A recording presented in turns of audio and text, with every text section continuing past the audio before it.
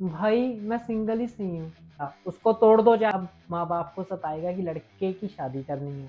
अपने आजू बाजू देखो, क्योंकि ये वो टाइम है, हमारे जो रिश्तेदार होंगे वो तुम्हें ताने मारेंगे, तो मुझे घंटा फर्क नहीं पड़ता। भाई ने बॉडी बना ली कि लड़कियां तुम्हें मिलती नहीं है या फिर लड़कियां तुम्हें रिजेक्ट कर जाती है, तो उसको लात मार के अपनी जिंदगी से बाहर निकाल सकते हो।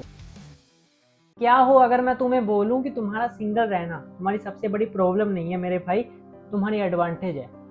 ये मैं तुम्हें इसलिए नहीं बोल रहा मेरे भाई कि लड़कियां तुम्हें मिलती नहीं है या फिर लड़कियां तुम्हें रिजेक्ट कर जाती हैं या फिर तुम्हें बात नहीं करनी आती है। मैं ये तुम्हें इसलिए बोल रहा हूँ क्योंकि ये वो टाइम है, इस टाइम में तुम अपने आप को बिल्ड कर रहे हो। जरा अपने आजू बाजू देखो क्या हो रहा है। जब तुम 25 के हो जाओगे तब तुम्हारे जो रिश्तेदार होंगे वो तुम्हें ताने मारेंगे। जब तुम 28 के हो जाओगे तब माँ बाप को सताएगा कि लड़के की शादी करनी है। 30 तक आते आते तुम्हारी जिंदगी में भसड़ मच जाएगी, भाई अब क्या करें।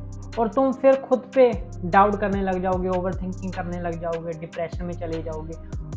और सुनो, ज़्यादातर बंदे इसलिए सिंगल नहीं है क्योंकि वो अपने आप पे काम कर रहे हैं। वो इसलिए सिंगल हैं क्योंकि वो किसी को अट्रैक्ट करने के काबिल ही नहीं है। पर जब तुम काबिल होने के बावजूद अपने अकॉर्डिंग एक चूज में रहते हो कि मैं सिंगल ही ठीक हूँ, तब तुम एक असली फ्रेम में, एक असली पावर में आते हो। नंबर 1, घंटा फर्क माइंडसेट। जब तुम सिंगल होते हो तब तुम्हारा मूड किसी के रिप्लाई करने के मूड पे डिसाइड नहीं होता। उसे मैसेज का रिप्लाई करना है तो करो, अगर नहीं करना तो मुझे घंटा फर्क नहीं पड़ता। तुम्हें किसी की वैलिडेशन की जरूरत नहीं है कि कोई तुम्हें बाबू सोना बोले ताकि तुम्हें अच्छा फील हो। तुम्हारे अंदर ही शांति होनी चाहिए, बाहर चाहे दुनिया में कितनी भसड़ मची हो। अगर तुम अपने साथ अकेले बैठते हो, शांत रहते हो, तो तुम आधी दुनिया तो जीत चुके हो। Number 2, 1 hours night calls. तुम्हारी पूरी एनर्जी तुम्हारे करियर, तुम्हारी एनर्जी और तुम्हारी स्किल्स पे जा सकती है। जो वो रात रात तक तुम्हारी महारानी के साथ 1-1, 2-2 घंटे फालतू बातें होती थी ना, बेबी तुमने खाना खाया और तुम मुझसे प्यार करते हो ना, ये सब चोचले खत्म। हफ्ते में 6 दिन जिम जाओ, अपने बिजनेस को बिल्ड करो, अपनी पढ़ाई करो। किसी को पैम्पर करने की बिल्कुल भी जरूरत नहीं है। तुम्हारा टाइम सिर्फ तुम्हारा है। नंबर 3, दी ब्रूचुअल ट्रूथ। देखो, सिंगल रहना तब सही है अगर वो तुम्हारी चॉइस हो।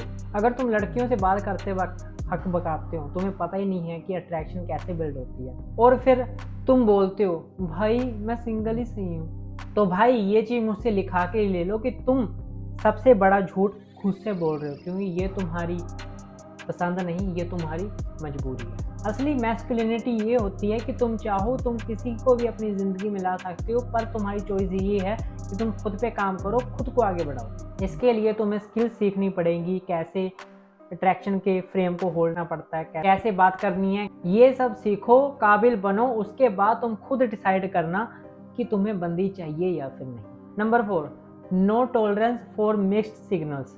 जब तुम अकेले रहना सीख जाते हो तब तुम किसी के भी नखरे बर्दाश्त नहीं कर सकते। जब तुम्हें डिसरिस्पेक्ट मिल रही है या फिर मिक्स्ड सिग्नल्स मिल रही है, तब तुम्हारे अंदर क्षमता होती है कि तुम वो कभी कर सकते हो, उसकी ज़िंदगी से जा सकते हो।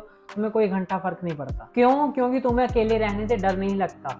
तुम्हारे भी कुछ गोल्स हैं, तुम्हारे भी कुछ रूल्स हैं, तुम्हारी भी ज़िंदगी है, ठीक है। कोई ऐसा बंदा तुम्हारी ज़िंदगी में कोई वैल्यू ऐड नहीं कर रहा, सिर्फ भसड़ मचा रहा है, तो तुम्हारे पास पावर है कि उसको लात मार के अपनी ज़िंदगी से बाहर निकाल सकते हो। Number 5, habit without audience. Masculinity का मतलब है कि वो काम करना जो ज़रूरी है।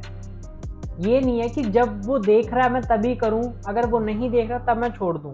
तुम जिम जा रहे हो, तुम अपने आप को बिल्ड कर रहे हो, ठीक है, पर तुम उस चीज़ का ढिंढोरा नहीं पीटते कि भाई देखो आज भाई ने बॉडी बना ली, आज भाई ने प्रोटीन ले लिया, आज भाई ने ये पुशअप लगाया, आज भाई ने लेग लगाई।